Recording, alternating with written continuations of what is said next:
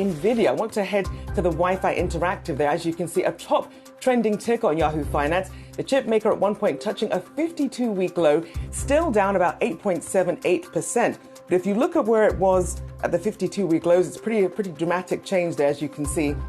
It's still trying to find its feet, and that's after its SEC filing said that the U.S. government is restricting sales of its high-performance A100 and H100 artificial intelligence chips that are used in servers to China and Russia. And those concerns about this hampering operations still weighing on the stock, even though sources at Nvidia tell Yahoo Finance the government will allow it to continue developing the H100 and export the A100 to support U.S. customers through March.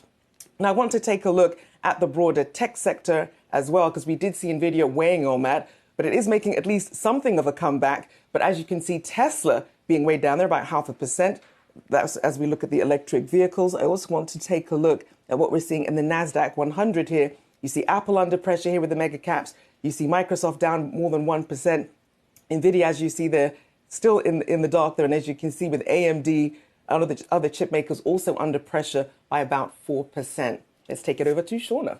All right, Rachelle, let's get up to speed here with the dollar, some of the movements that we are seeing more broadly speaking across the market. You mentioned the fact that we're seeing some of the major averages, the S&P and the NASDAQ, still in negative territory. Well, we certainly have seen the dollar continuing to climb, and pulling up that chart, the U.S. dollar index hitting the highest level that we've seen today in 20 years. Now, we are off the highs of the day. The high earlier was 109.98. And taking a look at the max chart here, certainly the highest level that we have seen in just since the early 2000s. Again, the steady climb higher as the Fed pledges that it will stay aggressive here in order to try to rein in inflation. Let's also kick it over to the bond market, because the 10-year yield note, we have certainly seen yields continuing the march higher. We talked about the fact that we started the month of August right around 2.6, and we can see that steady climb up here on the chart. The 10-year note today at 3.26, the 2-year hitting the highest level that we've seen there since 2007. So certainly very important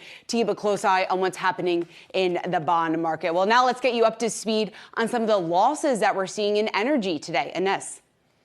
Yeah, Seana, and just taking a look at the oil market, coming off of 3 straight months of losses for WTI. We're seeing WTI down more than 3%, settling earlier at $86.61 a barrel. Brent crude is down as well today. Of course, this is because of demand concerns, because of concerns about recessions, because of concerns also about China and the retightening of COVID policies in China. Some Asian factory activity slumped in August, and also more talk of reviving the Iranian nuclear deal. So that would put Iran's oil into the market, guys.